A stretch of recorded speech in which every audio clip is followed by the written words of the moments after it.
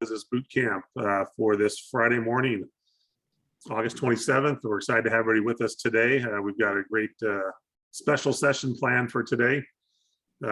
So we'll jump right in and get started. The first thing we like to do on these boot camp sessions is thank all of our community partners. We could not do these boot camp sessions without them, their time, their effort, and their expertise.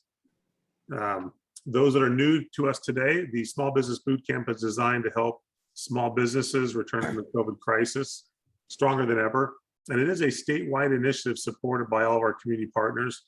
We have well over 100 community partners that have participated, and we continue to bring on new experts all the time to help with upcoming sessions. Besides the boot camp, we also have a resource collective and a content library. So on our website, you most likely went to the webpage to register for today's session. You can find a lot of great information. At the top part, we'll have the current week's sessions and then a listing of some of the upcoming sessions in future weeks. As you scroll to the middle of the bootcamp page, you'll find the link to the Resource Collective. And on the Resource Collective, you'll find some additional tools and guides provided by our community partners to help support small businesses in their operations with business guidance and some marketing strategies. And then at the bottom of the page, you will find our archive section. And in the archive, we've created a massive content library. This is our 181st bootcamp session. And with that, we've recorded nearly all of those. So we have in excess of 160 recorded bootcamp sessions. And those sessions are available to go back and review at any time. There's no cost to take a look at them. It includes the webinar content along with the slide deck from the presenter. And so with that, it's created a massive content library available to everyone. And we covered all kinds of business topics, from financial reports to grants, to marketing, to operations, human resources, and many more topics. So feel free to look through that archive section and find sessions that may help your business. If you have questions about different topics, feel free to reach out to us as well, and we can guide you to the weeks when those sessions happen.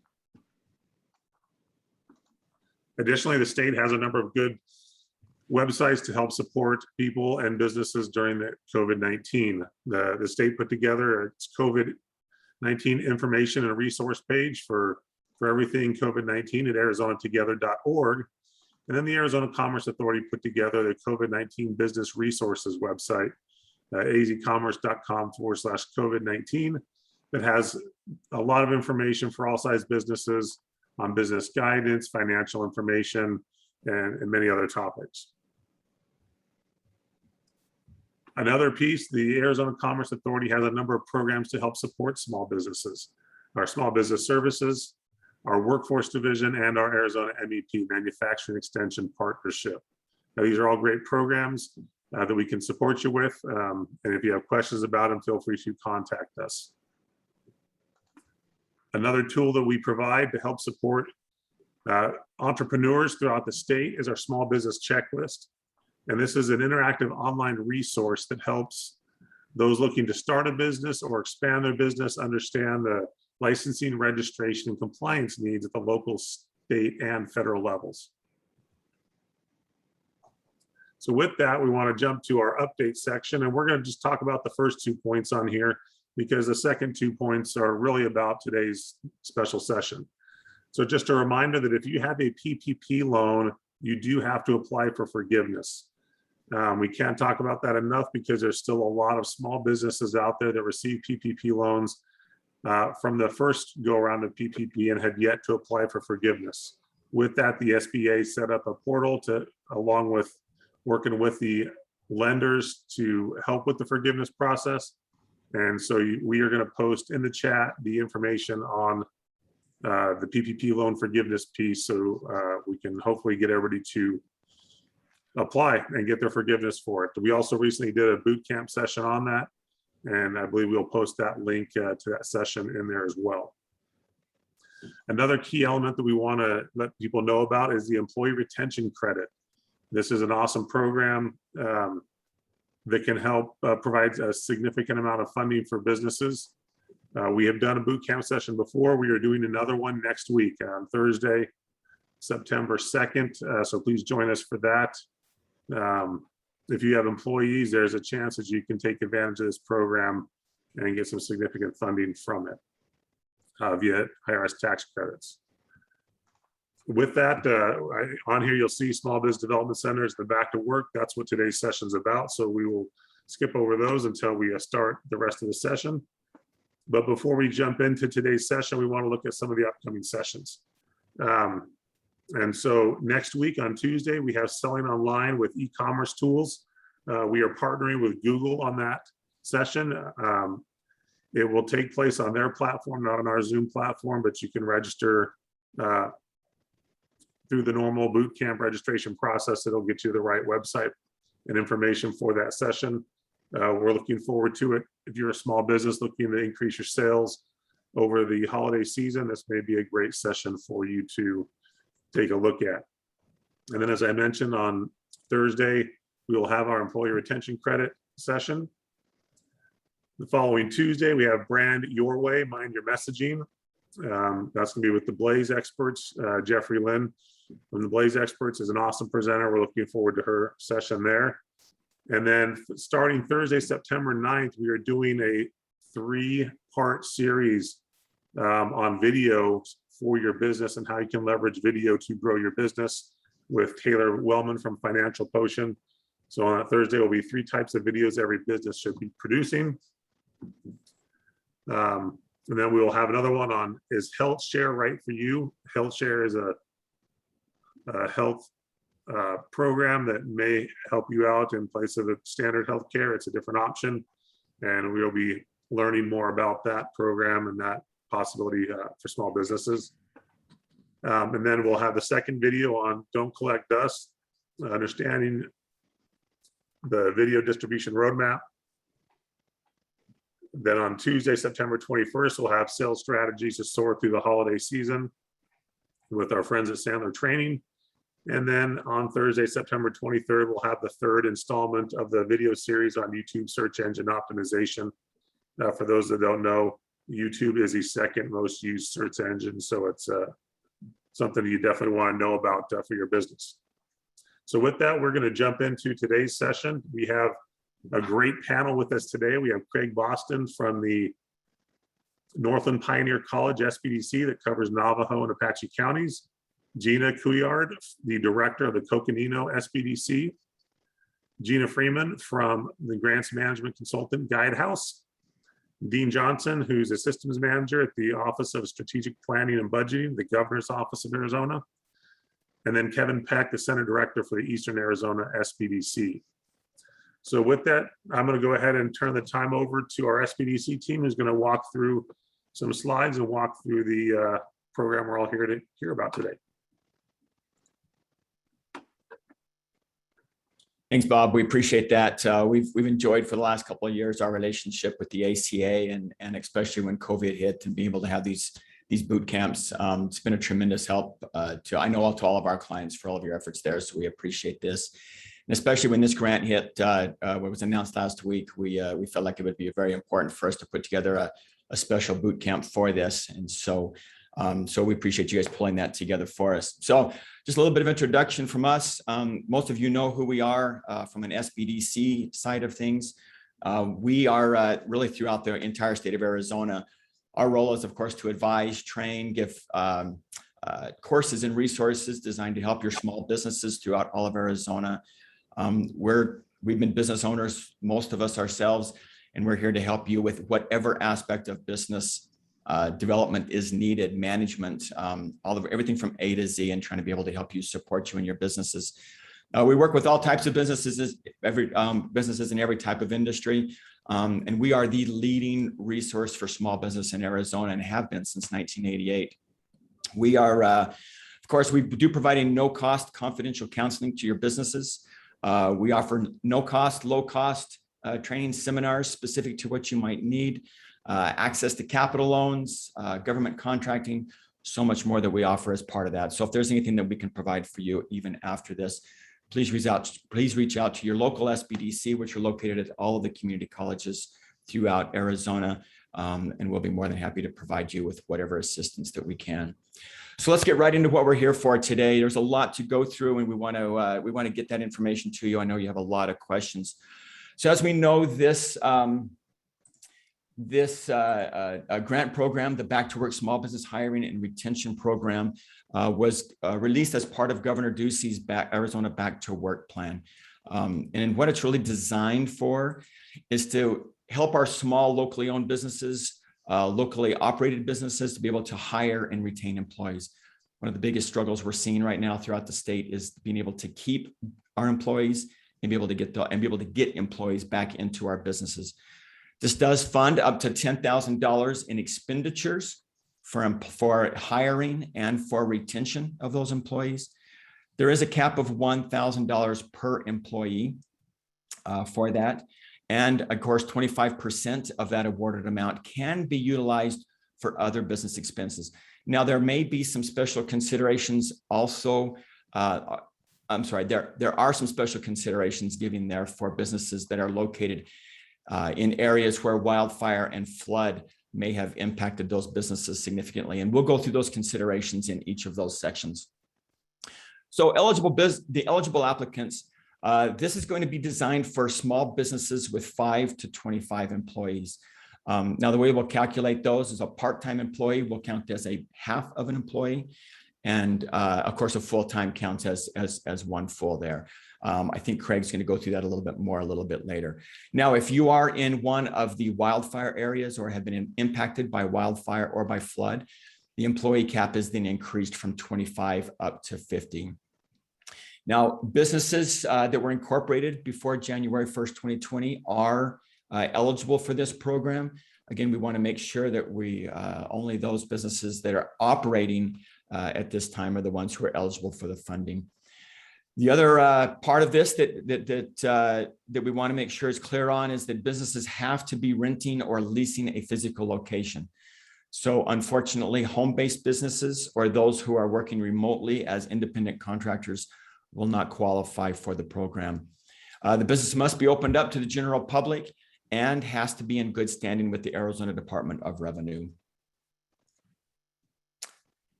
Again, these businesses need to be opened up in Arizona. Now, this includes any franchises that might have corporate headquarters outside of Arizona, but do have to have locally owned and operated franchises here. Now, one other key part to make here is that the bonuses or this grant program cannot include bonuses to the business owner itself. This is specific to employees in those retention and in those hiring bonuses that may be given out. Now, 75% of the awards that are offered by or that are received by the grant, at least 75% of those have to go for retention efforts for existing employees, or again, as hiring bonuses for new employees that come in as part of that. Up to, again, 25% of those awarded funds can go to other expenditures. We'll get more into depth in those in just a minute. This is the second part of the special considerations, is that if you were in a wildfire impacted area or in a flooding impacted area, 100% of the funding can be utilized for non-personnel expenditures. And again, we'll get into those here, I think, on the next screen. Here are the limitations of this. Of course, each business can only be awarded up to $10,000.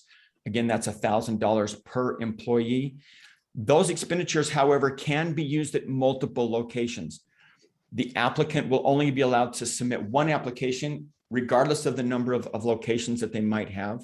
But those funds then can be utilized across however many locations that they might have and however many employees that they might have as part of that.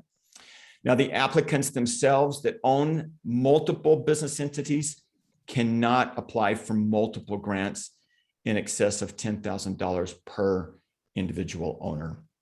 So there are a number of limitations here to ensure that we have the greatest number of businesses being able to receive these funds as possible. The announcements and the award dates. All of the applications are not going to be reviewed until the end of the submission period, which will be on October 3rd of 2021. These are going to be awarded on a first come, first serve, and they're going to be distributed as equitable as possible through both our urban and rural areas. They will undergo a peer review process to make sure that all the documentation has been submitted and that it has been verified as part of that. The application date was actually a week ago, so those applications can be submitted now. And again, however, keep in mind that they will not be reviewed until the end of the submission process on October 3rd. As we talked about how these funds can be used, I know there's going to be a number of questions on these. Here are those eligible expenditures. These can be used for employee hiring or signing incentives. They can be used for retention incentives, relocation incentives, and any other operating expenses that the business might have. However, those cannot, the operating expenses cannot exceed 25% of the total award. All of these expenditures have to occur on or before August 11th. And again, these must be distributed to your new or existing employees within 3 months of the award, which would, again, based upon, if we look at the close date, and we'll talk more about that. Again, and all of those other operating expenses have to be applied if that is the purpose of those. And I think Craig's going to take it now to talk about everything you need to get together for your applications. Thank you, Kevin. Real quick, it's this application process. We'll go through it step by step. Gina will take us through that here soon, so we can all witness and see exactly what it entails. But a few things that you'll want to start compiling before you sit down to do the application. Your demographic information, including your business type. We'll get through that, but your name of your business, the address of the business. You're going to want to know when your business was effective and established, because there was a January 1 of 2020. So it has to be in business before then. So you want to know that. Again, your primary, you also want to know your EIN or your TIN number, have that handy. Your primary contact person, that's you, your name, address, and phone number. And then the amount that you're going to request. The total funds are based on, again, the per employee count. And we'll go through that again, but that's up to $1,000 per employee with a maximum of $10,000. And then what are you planning on doing with the money, right? Are you planning on offering a new hire bonus? Are you doing employee retention incentives? You'll want to have some of that information on hand so you'll be able to fill out everything properly. And then, what's your average incentive or bonus that you're going to give, things like that. But you also need a W-9, and that's just for the processing paperwork. So have a W-9 ready to go. We mentioned full-time and part-time employees. You'll want to have that information on hand, which is pretty simple. Your FTEs or your full-time equivalents are each full-time employee equals 1, each part-time employee equals 1/2. And that will get us to that number of 5 to 25. Or if you are in the affected areas of wildfire or floods, that number increases a little bit. So from that standpoint, those are really the details of what you'll need to put the application together. And then we can go to the next slide there. Attestations, which means just I'm going to confirm these things. That's what you're saying. I confirm and I agree. We'll go through and check that stuff off. And those are pretty much just saying that I agree that 75% of the funds that I receive will be used for bonuses and incentives. That you understand there's only $1,000 per employee is a cap. That you understand and you agree that you maintain and operate a physical location in the state of Arizona. That you agree that you're in good standing with the Arizona Department of Revenue and the Corporation Commission. Got all your paperwork taken care of on that end. And the application is only, you as an applicant have only applied for one back to work rehire program grant, regardless the number of separate business entities that you own. So everybody adhere to that one, and the money can be spread around the state to as many businesses as possible. The businesses will communicate relevant changes to their situations You'll respond to inquiries from the grant administrators if they should reach out to you. And then also, this is the important one. So your business was affected by a wildfire or a flood. You need to be able to state which fire it was and be able to describe what the flooding disaster was that your business encountered. So you'll need to know that kind of information when you sit down and put it all together. And then Gina's going to walk us through how to do the application. And again, if you have questions, please post them in the Q&A, and we will get to all your questions at the end of this. Hi, everybody. So I'm going to take you through the application. I've got a whole bunch of slides, but it's really pretty quick information. All of the information that is in here that'll be posted on the ACA's website has links. So you can just click on them and it will take you right to the link. But you can apply for the Back to Work Small Business Hiring and Retention Program right through the ACA website. There's a little button at the bottom here that says apply now. So once you do that, it takes you to a screen that looks like this. I've created screenshots and filled this out so you guys can be pretty confident as you go through this information. For those of you who've been through the EIDL program, the PPP, and all the ringer of things that we've all had to go through this last year, this should be pretty simple for you. I found most of all, it's just really redundant.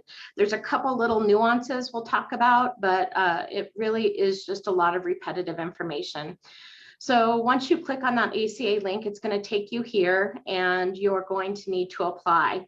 Now there's a couple other tabs right here at the bottom under this apply button. And there's a section here for files. There's a blank W-9, all the program rules, all of that information in terms of this program are right there. There's contact information. So this gives you everything you need to know in this one little great spot. So when you go on, if you have an Civis account, you can just log in. I'm going to go through and show you how to create an account. So here you would go through and click the create an account button. You're going to need to put your name, first name, last name, an email, and then a password, and then click sign up. Now, they are going to send you an email. And this was a trick for me. So once you get that email, you're going to have to confirm through that email. So it's going to take you back to this login. So of course you would click there and it will say, go ahead and sign in. But it's going to give you this error if you haven't verified your email. So you've not verified your email. You need to go through, look in your email, verify your email before you can actually sign into this system. And so that's just a little nuanced thing for something for you to be prepared for. Now, once you get in through that email, you'll want to confirm your account. And then it will take you back to this screen where you can log in here. So just a lot of redundancy in this program. Now, when you get in, you're going to want to click in to this Back to Work Small Business Hiring and Retention Program. Again, some of you may have other programs through this Civis account. If you do, they may be listed here. This would be how a new account looks. So you'll just need to click on this link. It really is pretty simple to go through this process. And it'll take you here where you're going to click create a new application. So you'll just create that new application. Now, right here, you're going to need to click log into your credentials again to access your applications account. And this was me with my user error. I didn't write down my password. So then I went and forgot what I had already put, right? And had to reset my password, so write it down. Maybe you all are a lot smarter than me. So go in and log in with your credentials again to access your applications account. And then you'll need to select which one. I wasn't able to get in through this eCivis, but I was able to get back in through this portal login. Again, I'm not an expert on this program, but I just want to share with you my experiences of how I got through. So this is how I got through, was through this portal login. Now, once you go here, you'll need to sign back in with your username and password. Again, I just felt kind of a lot of this was pretty repetitive. And then we're going to want to open our profile when we come to this next screen. And this is where you're really going to start to put in your information. So again, your first name, your last name, your email. We're going to put our company website, our company name, our title, you know, our city, state. And then we're going to need to go down to our organization information. So you're going to need to list your EIN number. We have been told by the governor's office, you do not have to enter your DUNS. That's not a required information. And then you're going to need to list the authorized representative and the business finance representative. For a lot of you, these are all probably the same.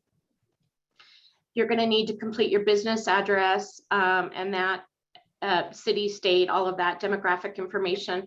And then down here, it asks for the congressional district region number. And we were just told by the governor's office, you don't need to fill this in, but I was able to find mine here in Flagstaff just by a Google search. So do what you're comfortable with, but it's not required. So again, you're just going to go through with the demographic information. Most of the stuff you should be pretty handy and accessible to you. And again, like I said, a lot of this information is just pretty repetitive. Authorized representative, financial person. For most of you, I'm guessing that those are all probably the same person in your organization. So let's go on to the next screen. Again, it's going to ask for your email, business finance contact if required. So like I said, just pretty repetitive in a lot of places. And then once you have went through and done all of this information, you're going to create your profile. There was nothing super hard here or difficult as part of this application. So next it's going to take you, and I just put 2 screens on here because just to kind of save a little bit of time, but we can see here on our left screen that our profile is now complete. And then it's going to say the application submission, and there's some bars here that tells you the process of your application. And so my status bar was blue. And so there's action required. Now, if there's red, there's an error. And so you would need to contact the administrator. But since it's blue, I went ahead and clicked on the blue button to complete the application. We're going to go ahead once we land on this screen and open the application. It tells you how many days are remaining to submit the application. Remember, they are first come, first serve.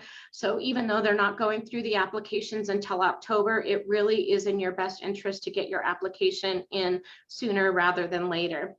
So go ahead and click on this open button, and this is going to take you to this page. So I just went ahead and put in the application or project title, the name of the grant, the business legal name, and we can see here there's red asterisks, which mean that this information is required, the business owner name, and then again our street address, our business city, business state, zip code, business county. I made an error there, it should be Coconino, and then our employer identification number. All just pretty standard information that you guys should have at your fingertips. So again, it's going to ask on the next slide for your primary contact information, you know, the email, the year the business was established. This was one of the pieces of information that Craig said you would need. You are going to need to select the type of business. So it's going to be a drop down here menu, and you're going to be able to select from pre-filled industries. Now here is where was a little trick, and I wish I would have had this on a fuller screen, but it asks for how many number of full-time employees. So here we put 9, and current number of part-time employees 2. So remember, those each part-time employee counts as 1/2. So these 2 employees would make this number a total of 10 for this employer. Now, Kevin told us earlier before y'all joined us on the call that he had a company that had 20, I think, part-time employees, but no full-time employees, and it wouldn't let him put a 0 here. So they put in 1 full-time employee and 19 part-time employees.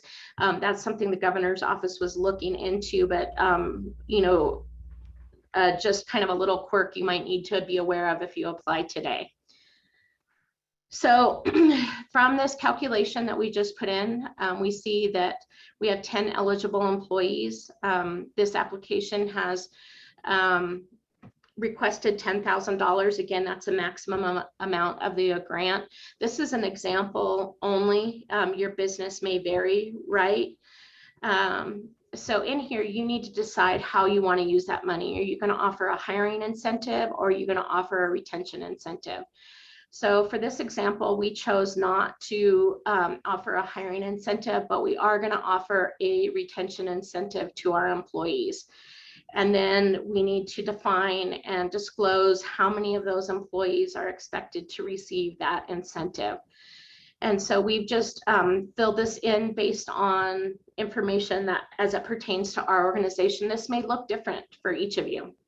Again, remember the maximum allowable incentive per employee is $1,000.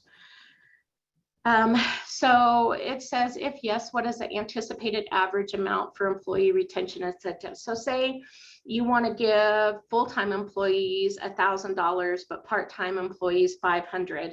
You're just going to need to calculate what your average incentive is per employee. And then it says, asks here if you plan on using any portion of this award for operating expenses. And again, remember, you can use up to 25% for that. So we elected to do that, and we put the 25% of the $10,000 in as operating expenses. Now, there's a couple questions, and please remember, I'm located in Flagstaff, Arizona.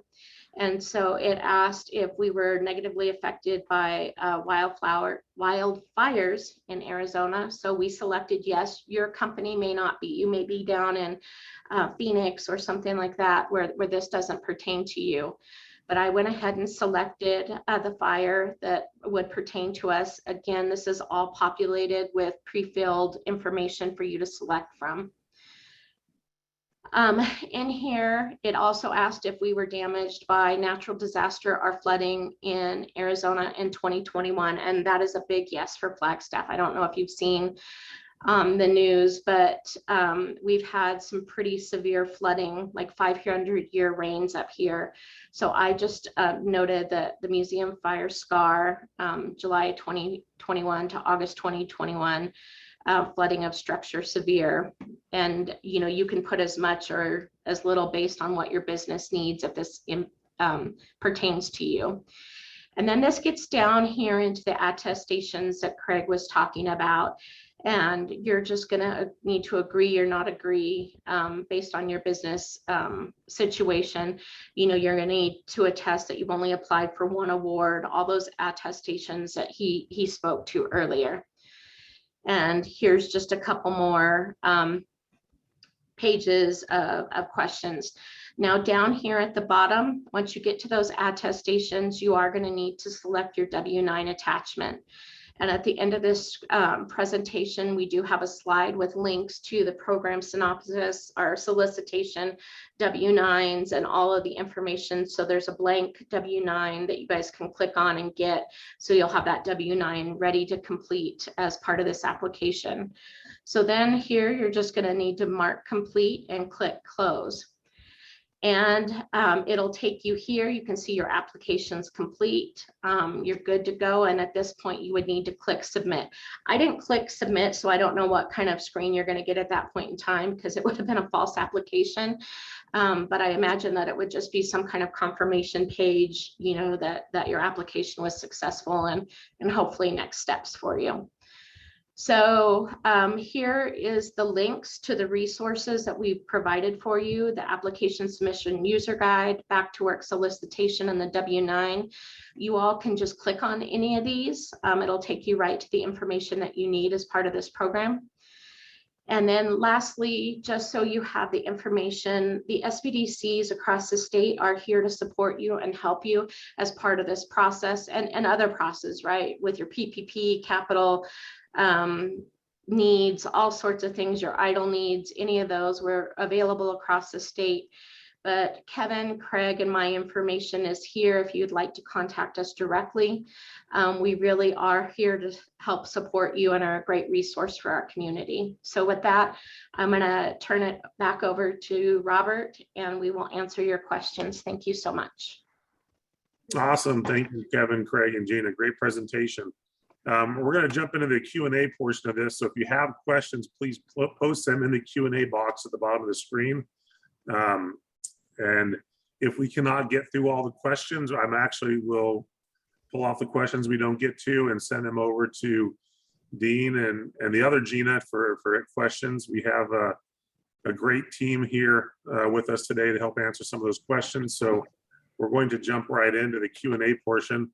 The first question we have is from Lisa. It says, I know you only get 1,000 for each employee up to 10. Can I spread out the stay bonus over more than 10 employees?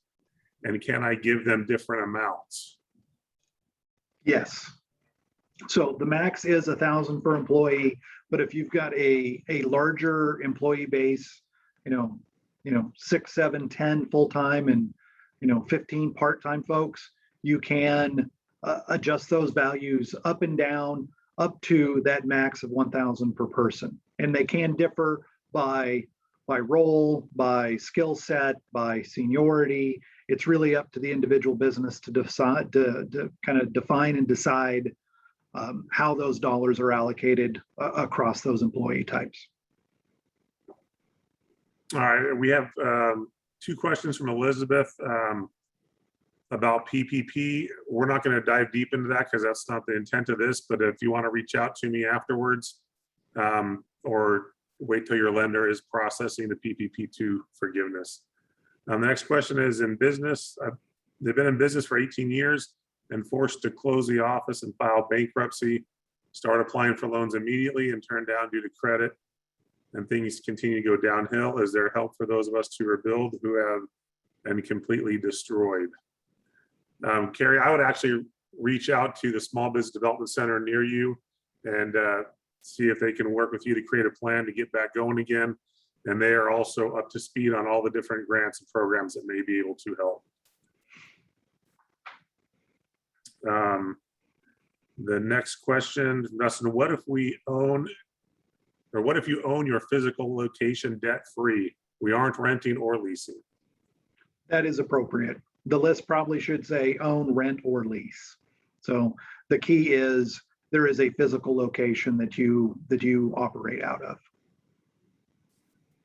Okay. Another one is, does the employee total need to be considered on a controlled group level? Not sure, Alexis, what you mean by the controlled group level. So if you want to post that back in the Q&A or more details, we'll get to it here in a bit. Patty asked, are there any other grants that can be awarded to small locally owned and operated businesses?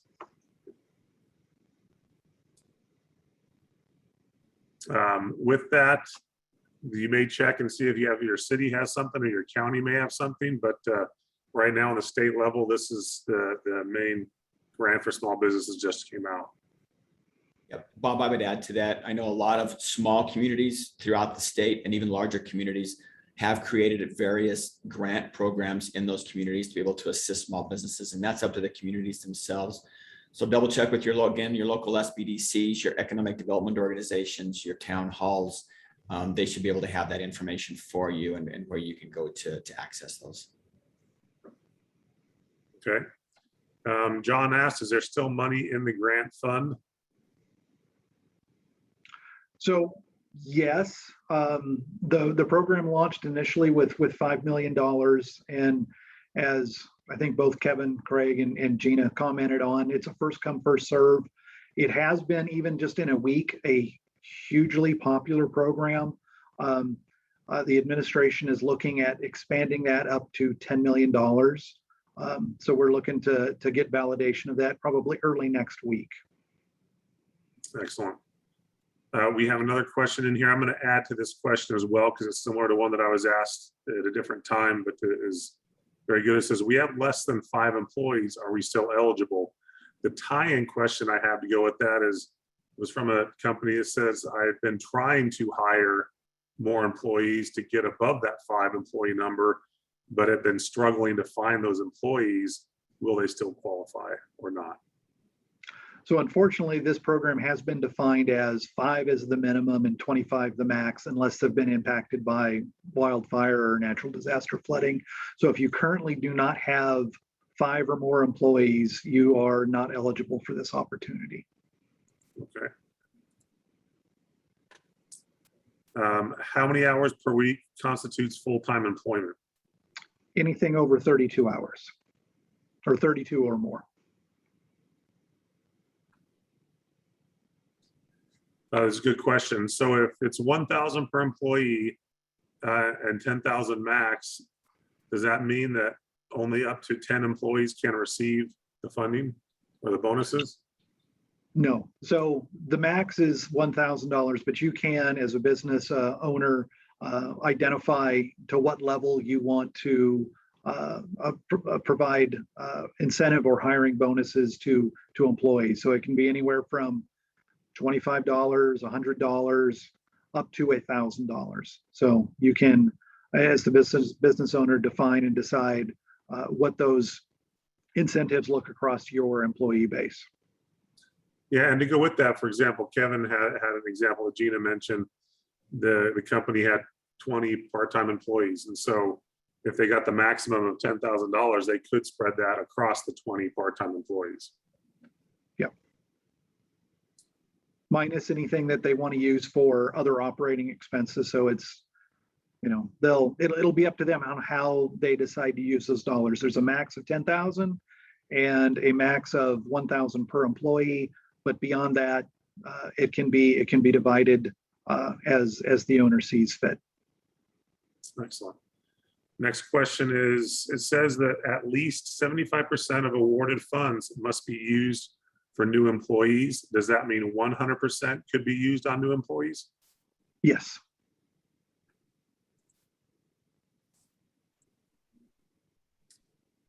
A side question to that is, can it all be used for retention of employees, or does it have to also include new employees?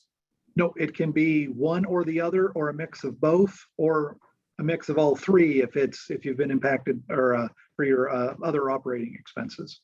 Okay.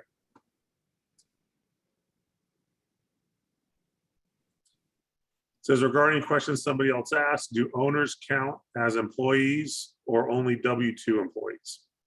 So an owner will, that's actually a good one. The owner counts as an employee, but they're not eligible for a bonus or incentive. Would that count if they're set up as a corporation where they are a W-2 employee? I would say no. I think we are looking to exclude the owner. I think it was a requirement before we had a cap on employee bonuses.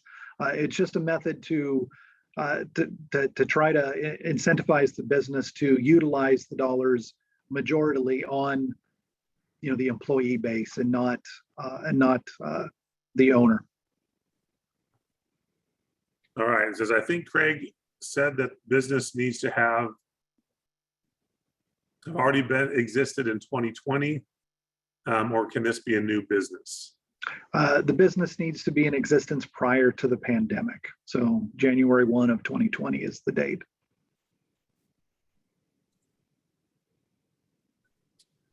It says, can you apply for employees who are family members? Yes. But they do need to be W-2 employees, correct? If they're Yes. family members.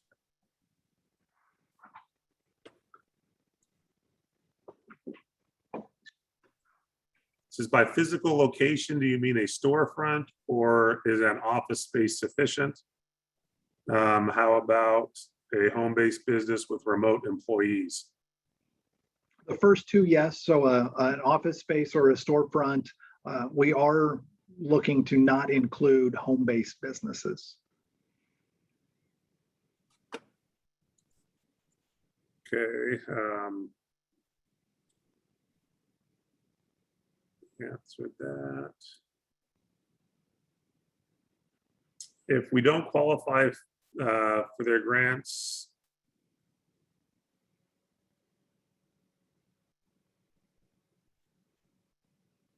it's asked about if we don't qualify for grants or help with startups.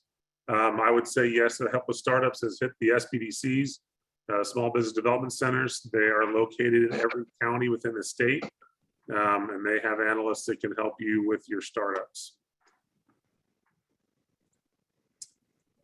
I am a small business owner and have been affected by the museum fire, flood, and Flagstaff. However, I don't qualify for this because I don't have a physical location and I have fewer than 5 employees. Are you aware of any other resources that could help those of us who don't qualify, or do you think that the qualification criteria might change in the future? So I can take the second part of that one. I don't believe the criteria for this opportunity will change. So if there's no, if it's below 5 and no physical location, that business would not be eligible here. That criteria will not change, but that doesn't mean there won't be something potentially in the future or from other entities. Yeah, I would also say to reach out to Kevin if you're in Gila County or Graham County impacted by the fires or any of the floods, or Gene up in the Flagstaff area with both fires and floods, and get with them. One of the programs that because I've looked and I know those counties are listed on there, is the economic injury disaster loan. We know about it for COVID-19, but it was originally created to help with disasters, and those counties are listed for the fires and floods. So it is a separate piece that can be applied for those instances.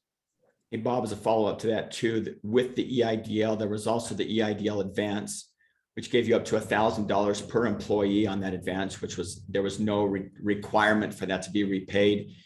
And then they came back to targeted areas that if they qualified, they could actually receive up to the full $10,000 that could be given to them as part of the advance EIDL as well. So they may qualify for that if they haven't applied for that either. But again, check with your local SBDC on that.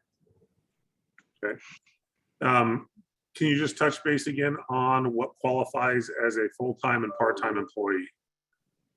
So a full-time employee is anybody working 32 hours or more in a given week, and part-time is anybody below that 32-hour threshold.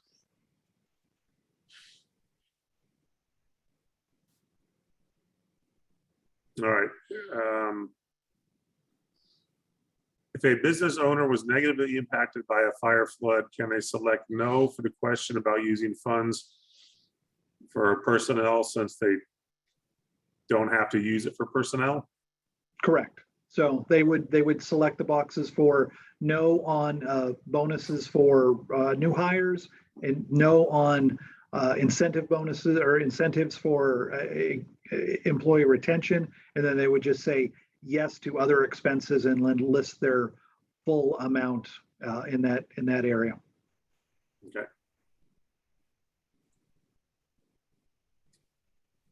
Let's see.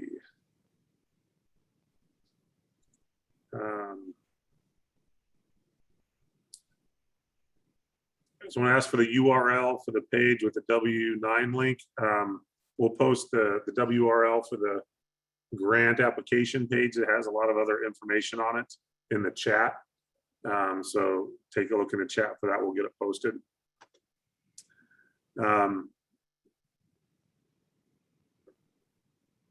It asks to please confirm that businesses with less than 5 employees are not eligible for this back to work small business program.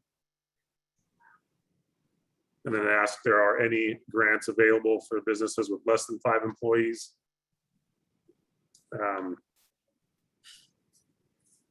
I think we've answered that. Yes, the program is available, is only available for businesses with employees between 5 and 25 employees. And as Kevin just mentioned, for small businesses with less than 5 or even more than 5, the targeted EIDL may still be available for you. So again, I would reach out to your Small Business Development Center and look at that program and see if you can apply for it.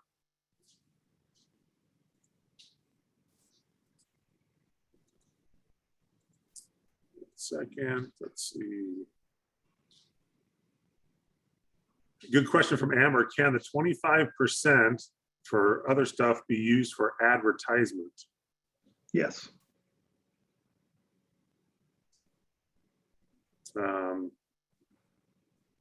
When must the bonuses be paid to employees?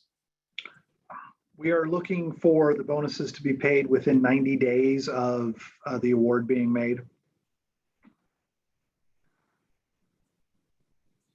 Okay. Good question here about the physical location. It says, does the physical location have to be established before 2021, or can we establish a physical location now? So if the business was in play prior to January 1 of 2020, the physical location wouldn't necessarily need to be in place, but it would need to be in place prior to the grant being released, which was last Friday. So they wouldn't be able to establish a physical location today. But it could have been past the 1/20 of 2020 or January 1 of 2020. Okay. Did that one make sense, Robert? That's an interesting one. Yeah. Can I pay bonuses above $1,000 to certain employees? No.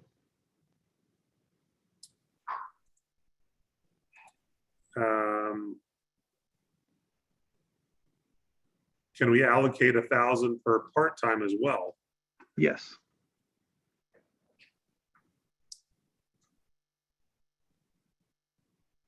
Instead of retention bonuses, can the funds be used for training funds per employee for upskilling as part of our retention effort?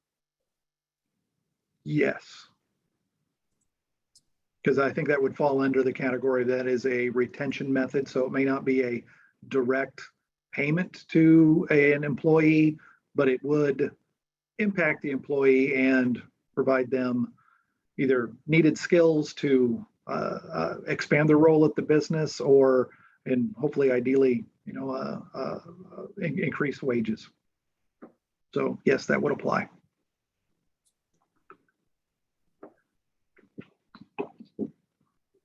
So here's a good question that says, and I know we've touched on the owner piece, but it says we have 5 employees, but my wife and I are on the payroll. So would they still qualify? They have 5, if they're considered employees, but I don't know if they get the 5,000, but would they qualify for some? And I think we've had that come up, that we've got joint owners and it's, who do we exclude? I think we just need to identify there is a primary or a head or a single owner at some point. So if they had, if they've listed 2 and they're both paid, I think they would qualify for one of the bonuses, but not 2.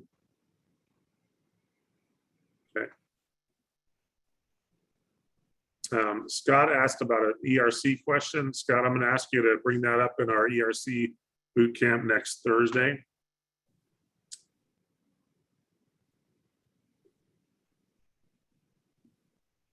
Let's see. Got a lot of great questions. A lot of these I'm scrolling through are just repeat questions, so I want to find some new topics.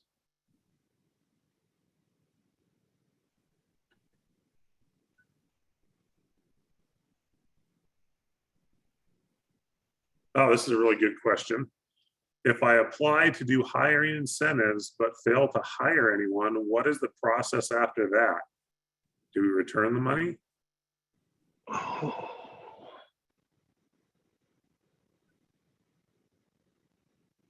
That is, yeah, I see my Gina kind of smirking. That is a hard one. I'm going to need to follow up on that one. Ideally, if the business has enough employees, they could, augment from previous bonuses or incentives to utilize the dollars. But if they're small enough, they may have an issue. So let me take that as an action item, and I can get that back to the group for distribution. Okay. And then my thought on that too, Dean, might be that because you have at least 5 employees to apply for this, you could then potentially use as an incentive for them for staying around for retention. Yeah, so there's probably between the other operating expenses and existing employees, you could probably utilize all of the dollars, but there may be a circumstance where somebody can't. Ideally, we don't want the money back. We want it to be in the community, but I will follow up on that one and see if I can come up with a more solid answer than what I've currently provided. Okay.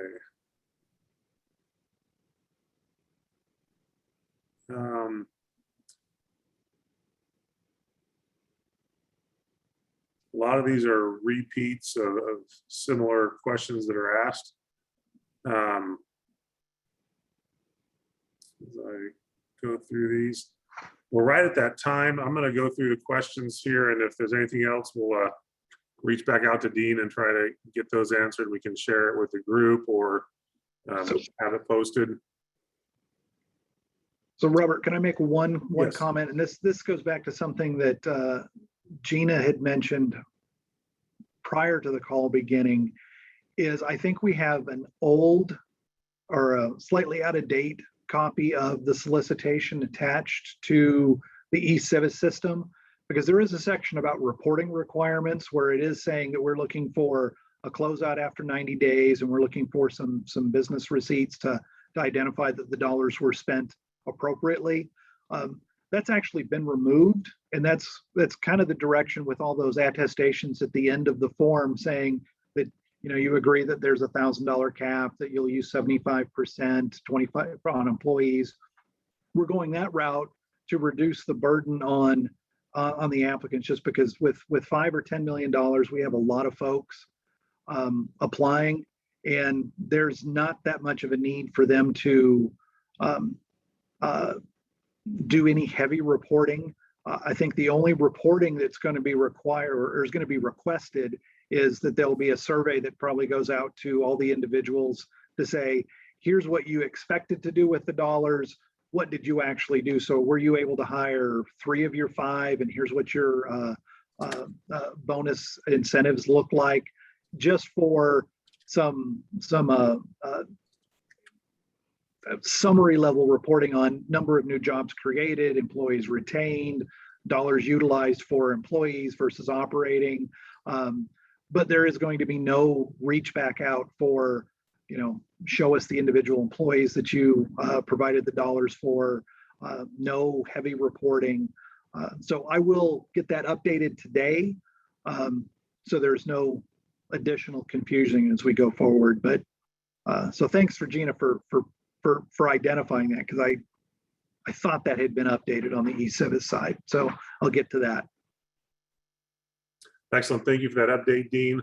Again, everybody, I just posted in the chat the link to the application page where you have a lot of great information as well, with some guides to go through it.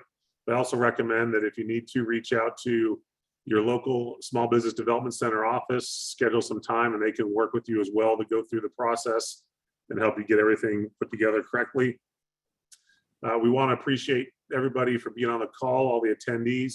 We really want to appreciate Kevin, Dean, Craig, Gina for being on the call with us today. A great group. We appreciate their time. This grant came out late last week, and we wanted to make sure that we got the information out to everybody. And so they did a phenomenal job jumping on, putting together this presentation in less than a week's time. We also want to recognize Faith and Lisa for the back end of getting this boot camp special session set up, and so we could share it with everybody. We did record this session, so it will be posted on our website either later today or early next week. So you can go back and review it along with the slide deck that Gina put together with the SBDC information. And again, on the eCivis website, you can find a lot of great information as well. So with that, we hope everybody enjoyed the boot camp, got some good information out of it. We again thank all the panelists for being here. We wish everybody a great weekend, and we look forward to seeing you on Tuesday morning at our next boot camp session. Thanks and have a great day. Thank you very much.